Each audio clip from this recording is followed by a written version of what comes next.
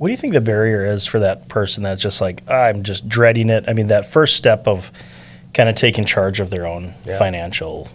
I think part of it's intimidation, right? It feels, I think, like a big burden to gather information, or the thought of exposing yourself in a very private matter of my finances and my money, and having to give that up, right? Sure.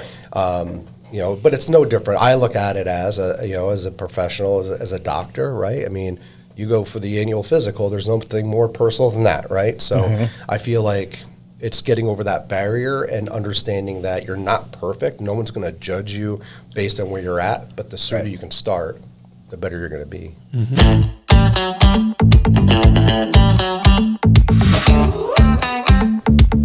This is the Buffalo Community Podcast, all about the greatest small town in the USA, the people in it, and how it all works together. Here are your hosts, Tyler Reiss and Mark Benzer.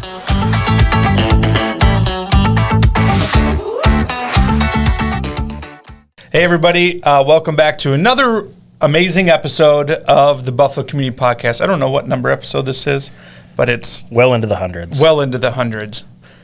Today we have with us a couple representatives from Edward Jones, Rob Stark, Brandon Walters. Thanks so much, guys, for being here with us today. Yeah. Thanks for having us. Yeah, that's great. I guess primarily why you're here is as elite level sponsors of the Street Party of Hope. So first off, just want to start out by thanking you guys for being generous donors of that awesome event. Took place a few weeks ago here this year, but thank you so much. Yeah. Absolutely. Yeah. Happy to support it. And the whole goal of the Street Party of Hope, just spreading awareness throughout the community, really kind of supports what Rob and I have as far as goals in being here, just providing some great information, some resources really around wellness, and just what a great cause to support. Yeah. I mean, the community is important. I think that's the great thing about Buffalo's. We're pretty tight-knit. And so whatever we can do to support the folks that live and breathe Buffalo here, that's what we always want to do. Awesome. And I'll speak on not just the Street Party of Hope. We see Ed Jones sponsoring a lot of stuff, a lot of the programming, a lot of the community events. So it's not just this one. I mean, this one we're talking about specifically. But so I think that is a true testament of, you work here, you're involved here, you've bought in to the community and given back. You're part of service groups, everything. And I'm an outsider, right? So I'm from Monticello. So So Luke, cut his mic. Yeah. I feel that's fair. So I feel like I have to do a little extra credit. You do, to earn some street cred around here. So yeah. Nobody's perfect, right? Nobody's perfect. Yeah. Should I say I'm from Jersey? Would that get? No. I was gonna go. I was like, I'm a Yankee fan. Yeah, definitely cut. Playoff baseball. Playoff baseball next week. Yeah, that feels good. It feels good. Ends Rob's time this morning. We'll jump on that later on in the podcast. It was fun, But so financial advisors. Tell us a little bit about that. What you do, if people don't know what that is. Yeah. So I think Rob and I both have different clients that we serve, but both with the goal to work with people to understand what's most important to them and help them achieve those goals. Really, that's the high level, overarching aspect of what we do. I think you can break that down into a number of different areas from there, but we are full service planners, so we help people with every aspect of education planning, retirement, healthcare. I mean, it goes on from there, all sorts of different financial planning goals. Yeah, I would say, the exciting part, some of the stuff we'll touch on here today is how it's evolved a little bit. We're not just looking for the retirement plan and trying to work with somebody for 40 years. Really it's you want to buy a house, right? You want to go ahead and fund a big vacation or whatever that financial goal is. It's really more of a holistic approach to how we're planning than, okay, here's your one goal and here's how we do it and here's what we're going to do. And, I hope to talk to you in a year from now. Sure. Right? So it's a lot more involved. It's a lot more relationship. So we really want to be really engaged with our clients now too, more than ever. That's excellent. I like that philosophy of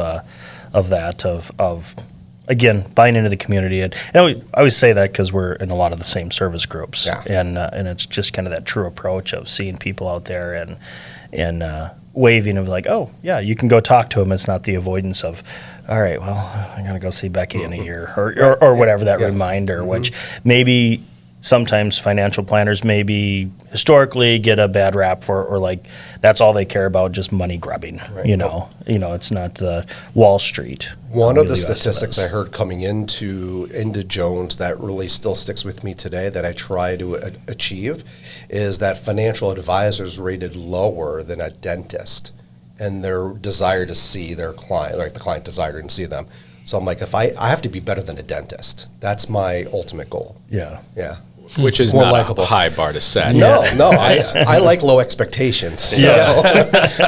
Give me that low hurdle. Yeah. It's definitely unfortunate, but I think when you can shift the conversation away from just dollars and percentages to what is this money going to do for you in your life, and how is it going to serve you and your family and your purpose and your goals, it's a lot easier to connect the purpose of those dollars back to a goal and have a meaningful conversation with somebody about that, rather than, see their eyes roll back when you start talking about market returns and volatility and, all the fancy jargon we can throw out there.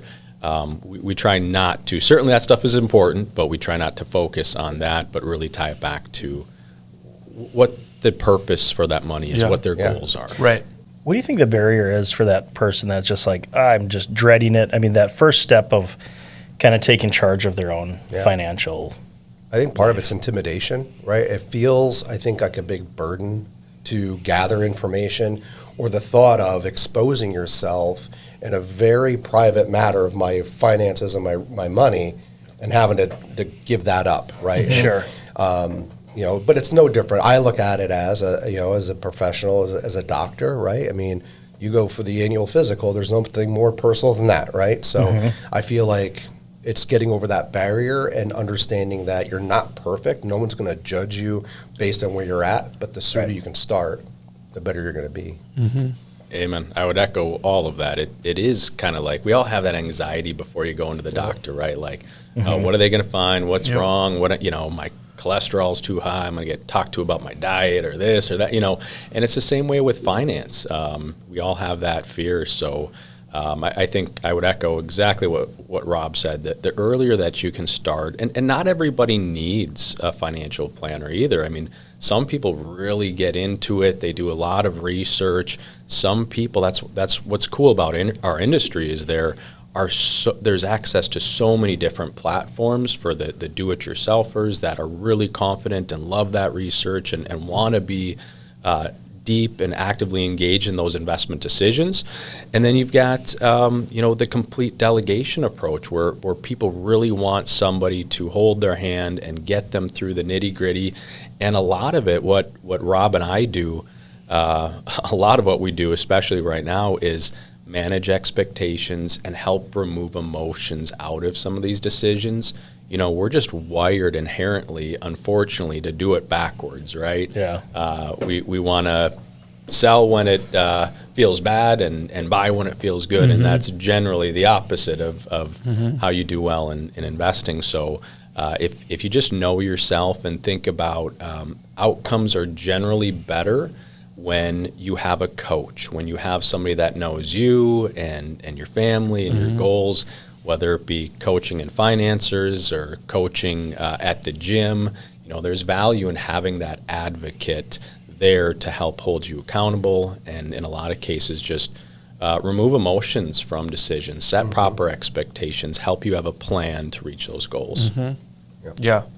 I guess, seeing that so many people are wanted, coming from the insurance side of things, where there is a lot of opportunity to go out and do it yourself, right? Find this and that. And sometimes you can even do it on our website, and all of a sudden you get the notification of, hey, so-and-so purchase, and then you go through it, and it's just like, ooh, I got to get in touch with this person pretty quick, because there's some holes in this plan, some gaps in this plan. So big advocate, as are you, I'm sure, with finding a coach, finding somebody to be the expert, find the expert, and unless you are one of those outliers who does I kind of want to jump on the coattails of what you said. I heard, sorry to interrupt you. It That's sounded okay. like you were finishing up. Yeah. Okay. No. Is if you took the entire year and if like you missed like the 5 high days and you were wrong on that one, it's only 5 out of, however many trading days there are of it, you completely decimated everything. Yep. If you were wrong on just, a couple of times a year versus just staying in. Yep. Is that there's some truth to that of like you're trying to time the market? Oh, yeah.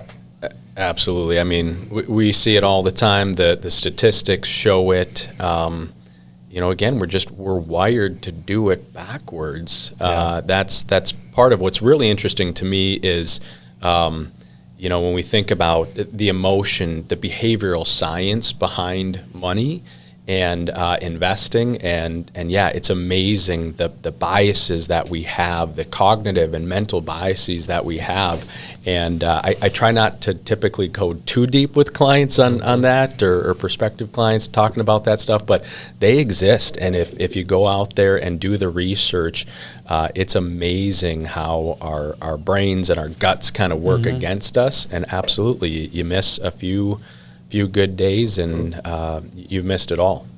Yeah, I feel like the best advice we can give anybody is stay the course. And that's in good times, which is really easy to do. And then it's also in bad times and volatile times like we're seeing now, same advice holds true. And I feel like, the longer these types of volatile periods go on, they can hear it in the first couple months where it's pretty, okay, I'll give you a chance. Yeah, we'll watch this. But now, we're 9 months into this, right? Yeah. And they've heard that message now maybe 3 times. And so there's other things, there's other buttons and levers you can always pull and push. But really, when we're at our best, we optimize a portfolio and investment strategy for our clients. It's not for the good or just the bad times. It's really for the long haul, right? Yeah. So it's really hard for, I think, some of folks to remember that when times are pretty rough. Yeah. We're talking a little bit about returns, investments. Edward Jones is a little more than that. Yeah. Right? We talked a little bit before we hit record about, different areas in life that really do kind of tie into your financial plan, but these kind of outlying things. Why don't you touch a little bit about on some of those topics? Yeah. Sure. Yeah, I think, one thing that Edward Jones does, in addition to, providing access to tools and investments, is we're an advocate in communities. Most of our advisors live and work in or near the communities that they serve. They're Near. How you threw that in. Thanks, Brandon. Appreciate you. actively engaged in the community, and we want to do part of Edward Jones' purpose is, and I'm going to read this part, to partner for positive impact and to improve the lives of our clients and colleagues to together better our communities and society. And I wanted to read that specifically because it went right along the lines of what the goal was of the Street Party of Hope, and that's why we're here. But going back to the other resources that we have, in order to partner and better our communities and societies that we serve, Edward Jones set out to do this study called The 4 Pillars of the New Retirement. And this is a huge study. They partnered with Age Wave, and they're a leading group on aging in America. They're just fantastic. And this study was so well received. It's something that they've continued over the last 3 years. So Rob and I really just wanted to highlight this resource as a resource to the community, and specifically people close to or in retirement, to better understand what truly brings fulfillment, happiness, purpose in retirement, and highlight this resource so people can go find it and use it. Yeah. And I would say, what's interesting about the study is, we won't go into the weeds totally today, but it's interesting to me, those who are, they would, I guess, be defined as being highly successful in their retirement, and those that have a lot of question marks around their retirement. And there's different levels within that. And there's a really big summary. The real message would be the earlier you start, the better off you're going to be. People don't, when they retire successfully, it doesn't happen by accident. It's not by chance. No different than, if you want to lose weight or you want to get more fit, it doesn't just happen because you wake up one day and, yeah, I know, I'm trying the same plan and it didn't work for me either, Mark. So, but finances and retirement are the same thing. The better job you do of preparing, laying out a strategy, the more successful the outcome has a chance to be. Yeah, that's good. Let's jump off a little bit of shop and little history. Grew up, family, recreations. Grew up in Maple Grove, so I could move out to Buffalo. I still had a clean name. I didn't cause too much trouble out this way. And my wife Helen and I moved to Buffalo almost 8 years ago now. Took over for Dave Wilson, who was retiring. And we moved to Buffalo because we wanted to start a family, and this was just a fantastic community to have a family. My wife grew up in a small town and loved the idea of a smaller, tight-knit community. And so, it's just been amazing, a blessing for me and for Helen, our family. Really just love the community and happy to raise kids here. We've got 2 boys. Beckett's 6 and a kindergartner, and Ben will be 4 in December, so that's why I got the bags under my eyes here. Caffeine and sugar. Fuel my days. So. Very fun. I moved to Minnesota back in 2002, moved out to Winstead. That was my first taste of Minnesota, so small town. Buffalo is a metropolis compared to Winstead. But my wife Shelly and I, we're from Sleep Number. That's how we met, and that's where I moved out here from Jersey. And so 20 years. I can't believe I'm still in the same house. That sounds crazy to me because I moved a lot when I was a kid. So the fact that I've had one residence, that question on credit applications, how long have you been at your current residence? Less than 2 years. Please, I could do like a half dozen, right? So do you have another pencil? Right. So now it's pretty cool. We have our daughter Lily, who turned 17 in less than a month here, and she's a lot of fun. Don't believe all of the things you hear about teenage girls. Most of it's true, but she's my pride and joy, and I love hanging out with her. And we do a lot of stuff with hiking and day trips, and our dog keeps us out of airplanes, so we do a lot more road tripping than I ever thought I would do, but it's a lot of fun. Talk too a little bit about some of the things you're involved in here. I know you have plenty of involvement in the community. I'm sure you as well, but when I guess touch on some of those things. Sure. So I guess the right now, for whatever reason, they thought it was a good idea for me to run Rotary this year. So I'm the acting president over Rotary. So it's been a great year, and it kicked off really with a conference this year. It was fun to finally go to the RI convention. So I did that. Chamber board member. I serve on the board for Functional Industries. And the Wright County Economic Development Partnership as well. Oh, and Central Minnesota Jobs and Training Services if you're looking for workforce. Middle school mentor. Yeah. So I do some stuff. I do a couple things. So Rob does a lot. That was me 8 years ago when I first came into town. Did all that stuff in Chamber and Rotary, and had the pleasure of serving on Functional Industries Board as well, and with the Community Health Foundation did some work there, and then we had kids, and that all changed for me. So I really enjoyed doing all that stuff, but life had to slow down a little bit. So I do serve on the board of Impact Christian Academy currently, and then outside of that, my extracurricular stuff is chasing kids around, trying to get the occasional golf round in, that kind of stuff. So kind of slowed down for me, but loved when I had the time to do that stuff. Kind of miss, especially some things like Rotary. And, I live vicariously through Rob when I see Yeah. this crazy busy calendar. And he's How was coming our and round going, today, and-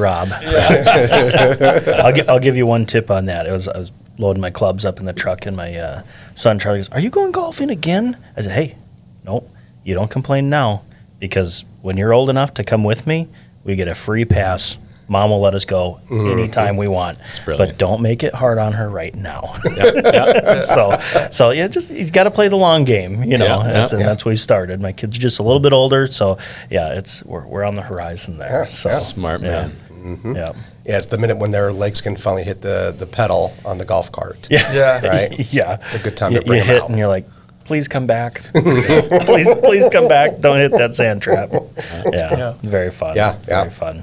But yeah, you both like to golf, getting out, Got it a couple swinging the times. sticks, yeah. I do more hitting golf balls and trying to go find it Yeah. than Brandon does, but still fun. Still fun. You got to put your name on that, and I just like seeing that this ball was lost by Jeff Stevens and Mark Benzer, and they people started signing it, and they're like, That's oh, good. that's kind of cool. That's good. Yeah. Yeah, we call that advertising. Rob Yeah. does a lot of advertising Lots, on lots. the golf A course. lot of Ed yeah. Jones balls. Yeah. That's fantastic. Yeah. That's very fun. So, if somebody did want to get in touch with you guys, I guess who are you? Are you looking for the wealthiest of the wealthy people to come find you guys and work with you? Who are you looking for? How can they find you? Yeah, it's a really good question. I think that's a common misconception, right? Is only wealthy people have financial planners or wealth managers or whatever you want to call it. But the truth is, Rob and I think, both look for people that are just serious long-term investors. Somebody that wants an advocate, wants to partner with somebody, wants probably some delegation of some of these decisions, wants consolidation. I think a lot of what I focus on with people is organizing and consolidating things. We find people have buckets all over the place and don't know what to do with it and how to coordinate all that stuff.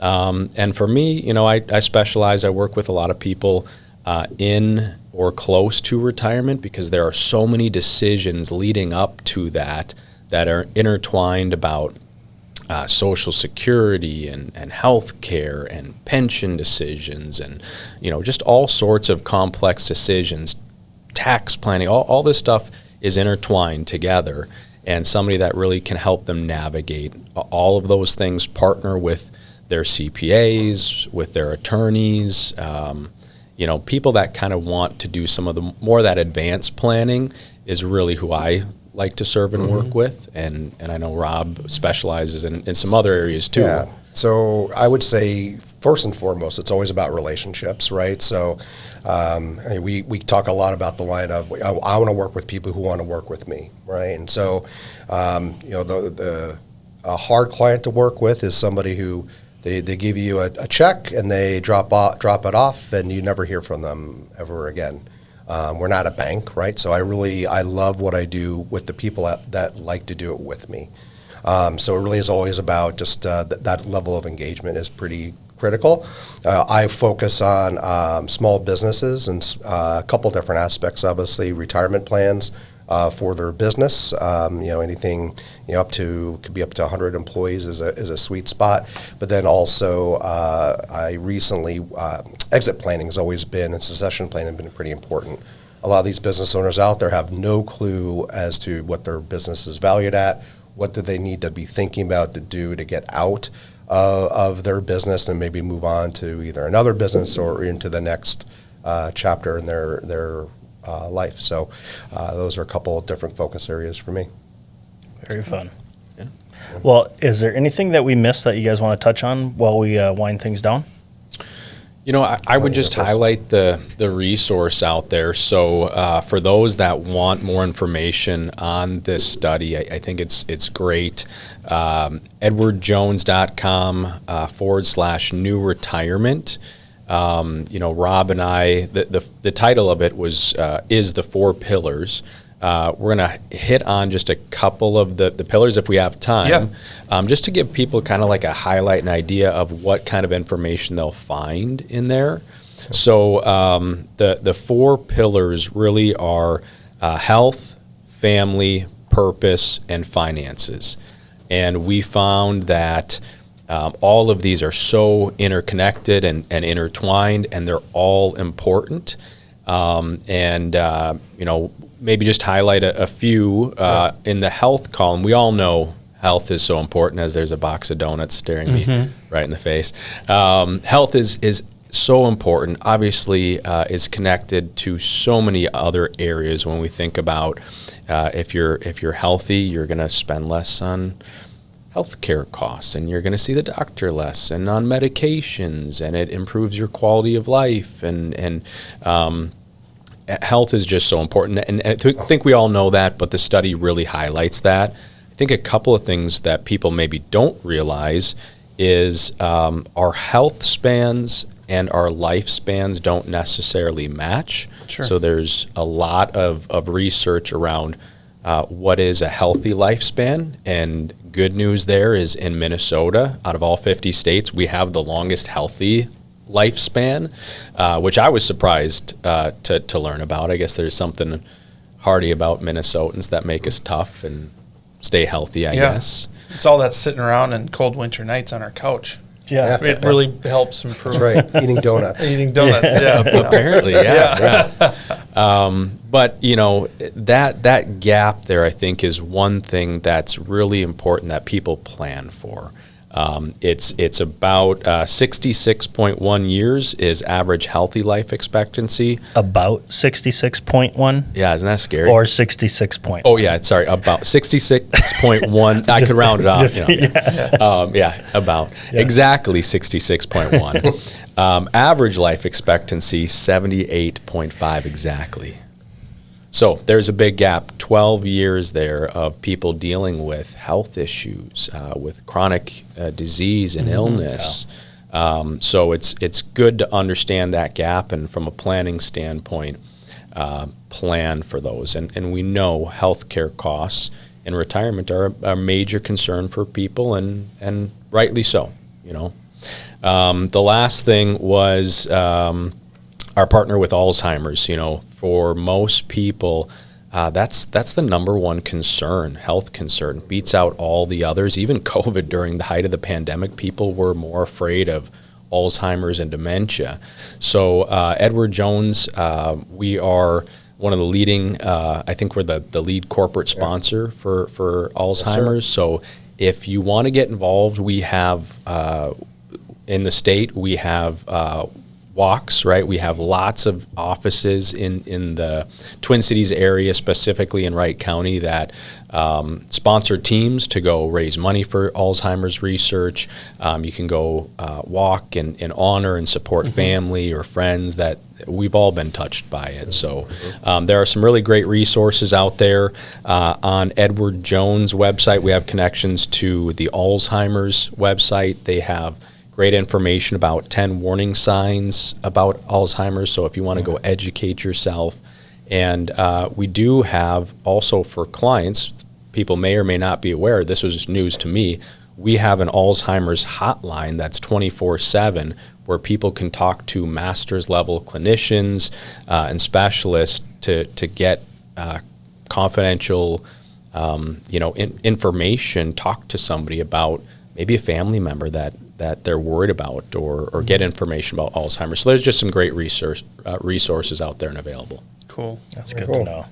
One of the other pillars that we talk a lot about was family, and during the pandemic is really where we saw that really play out even more so. I think we always, maybe not take for granted, but we understand family is always there. But when you were not able to meet because of the pandemic and everything was shut down, became a deeper level of appreciation of getting together and creating more than anything memories. So, under the family bucket, I'll paint the picture of it used to be, my wife Shelley and I would save. We retire and we continue to be save, and we pass our inheritance on to our daughter Lily, who would then take all of those resources, and we never really spent any money for ourselves, right, or to create those memories. So now that's kind of the old school mentality, where now as we move forward, one thing we're trying to do is encouraging our clients to spend money. Yeah. Because you can't take it with you, is the old adage, right? So what we're trying to get people to do is plan that vacation. You guys always talked about wanting to go to Australia, to Hawaii, to England, whatever that destination was. Do it. And bring your family, by the way. Bring the grandkids. Get yourselves on a plane and go rent that Airbnb or VRBO for a couple weeks and go have fun. Because you got the resources to do that. Because what you end up finding is, hopefully Shelly and I are going to live a while. Lily's going to be in her 50s, 60s, 70 years old. She won't need our money to make it, right? She's already made. So at that point, you're rolling that financial snowball down that hill, right? Spend the money, create memories, because that's what people really, that's what they really treasure. It's not the cash in the bank account or their IRAs. And then the biggest thing also under family is communication. So, there's the tactical side, but then there's the practical side of, I just saw a local news media star. I don't know how you describe her, but she lost her husband. They never talked about the what if. She spent so many hours and dollars trying to access passwords, trying to access accounts, and it was a nightmare for her. You grieve, and then now you're trying to do all of that stuff. Yeah. And so communicate the plan. You need to have a plan about, you should have a plan about where your accounts are, who to contact, when the what ifs happen. It's all that morose, unpopular conversation at the dinner table, but it's so critical because I can tell you that it's on the other side. I've had a couple occasions where you deal with the mess and you're trying to help people clean that up, and it's just not easy. Yeah. So communicate that retirement plan, even with your spouse. What do you want to do? Are there certain activities or things, hobbies you wanted to take on? Because, it's like when you start a family, if you never talked about starting a family with your significant other and you really want it and they don't, that could potentially create conflict. And it's the same in retirement planning too. Yep. Yeah. I like how you said when the what ifs happen, or when the unexpected. Yeah. It's not if the unexpected happens. It's when it's the unexpected happens, and it is crucial to have those conversations because it's happening. Yeah, absolutely. There's not a lot of guarantees in life, but death and taxes, as they say, are two of those guarantees. Yeah. So yeah. Yeah, and one interesting thing too was the research showed that, going back to spending the money, taking the trip. The research found that what was most important to retirees, people in retirement, and to their kids, it's not about getting a big bucket of money at the end. Yeah. It is about making those memories and having experiences, learning life lessons from their parents and grandparents. So I think a lot of the research was interesting to show that connection that not only the family wants to spend money on experiences, mom and dad, but the kids want those experiences with their parents. And sometimes even the parents think that they're blessing their kids with a boatload of money, but depending on the situation, all it might do is create stress and conflict.